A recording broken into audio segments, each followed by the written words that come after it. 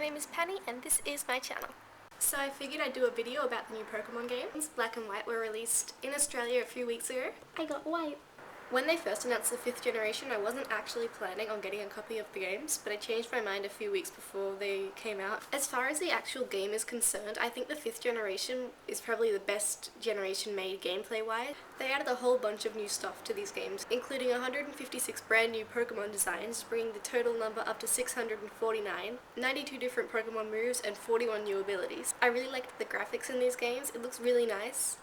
In some spots they changed the camera view so it's a little different. In this one city, the camera kind of goes down to your level and you see all the skyscrapers and everything, like looking up at them, and it's really cool. This game will work really well on the 3DS, and I'll be surprised if they don't release the third game in the generation for the 3DS.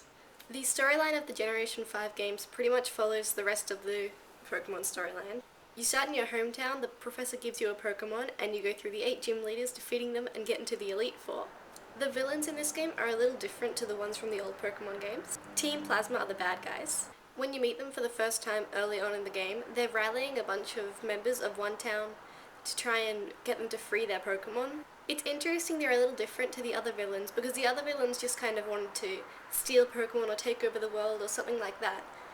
Team Plasma want to free Pokemon from their trainers because they don't believe that Pokemon should be used like in battles and everything, which is interesting for a Pokemon game. There was a Penny Arcade comic that put it pretty well. I'll link it in the description if you haven't seen it already.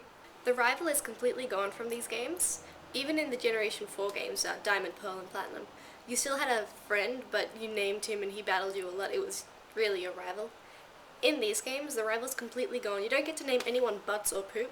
You've got 2 friends who start in your hometown with you, Bianca and Charon, and they take the Pokemon that you didn't take, and they'll battle you a lot throughout the game. The gyms in these games were really fun, not too frustrating.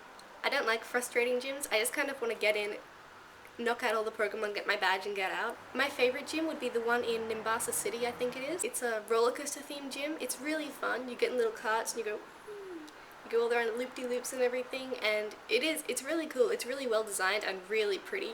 The camera angles and the colours are just so perfect for it. I had a lot of fun. I really liked the design of a lot of the towns. There's one in particular that really stands out, and that's Castelia City. If you haven't played the games, you'll see what I mean when you get there. There's a whole lot of back alleys and little bits between the buildings to explore. It goes down, forward, it goes back a whole way. It's a huge city. I got lost a few times, but it was really pretty, really well made. They added seasons into the game too, which is a really cool concept. The seasons alternate every month, so you don't have to wait the whole 3 months to see what's going to be different.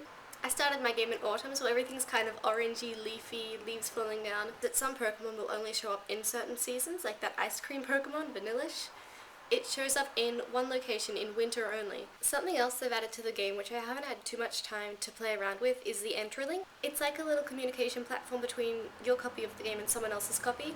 The Entralink lets you cross over into someone else's game, and you can visit them at a certain location in the game and give them something, which is like completing an assignment or a project or something, and you get an item for it, and so do they. Another small thing they've changed that I like a lot is that TMs are infinitely reusable now. In the old games, I never wanted to actually use my TMs because I didn't want them to be gone.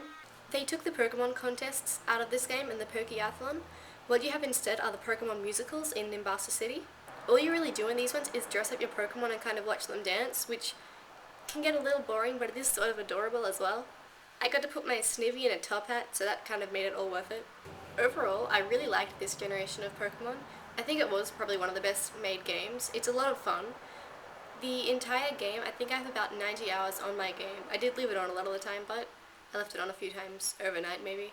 I think that's all I really have to say about Pokemon right now. If you enjoyed this video, hit the thumbs up button and subscribe. I'll try to have another video up in the next few days. Until then, bye!